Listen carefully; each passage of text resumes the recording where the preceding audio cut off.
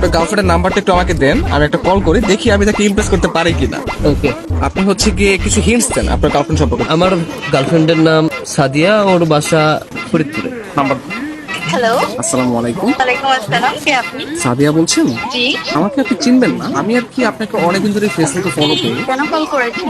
আপনার পরিচয় কি? অ্যাকচুয়ালি আমার নাম হচ্ছে মাহিন, তো আপনি আমাকে চিনবেন না, পরিচয় দিয়েও লাভ নেই। আপনি দেখতে যেরকম সুন্দর, আজকে কল করার পর মনে হলো আপনার বয়সটাও এরকম সুন্দর। মানে আপনি সব দিক দিয়ে পারফেক্ট। মানে একটা মানুষ এত সুন্দর কিভাবে হয়, মানে আমি আর কি কল্পনা করেও পারতেছি না।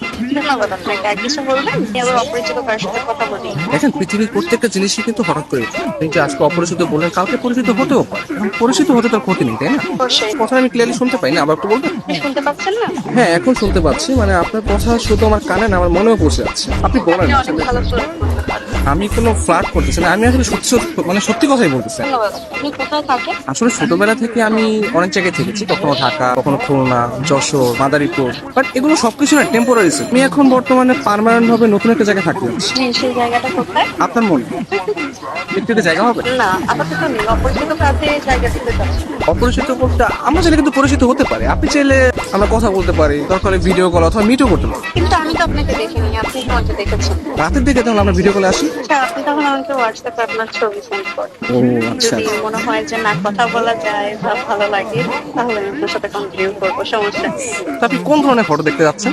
আপনার কিছু ওয়াও টাইপের ছবি দিন, যেগুলো দেখে আমার ভালো লাগবে। আচ্ছা ঠিক আছে, আমি আপনাকে কিছু আমার সত্য সত্য পিক পাঠিয়ে। তার বাচ্চা সুন্দর সুন্দর কেন হঠাৎ পিক দিয়ে দিই?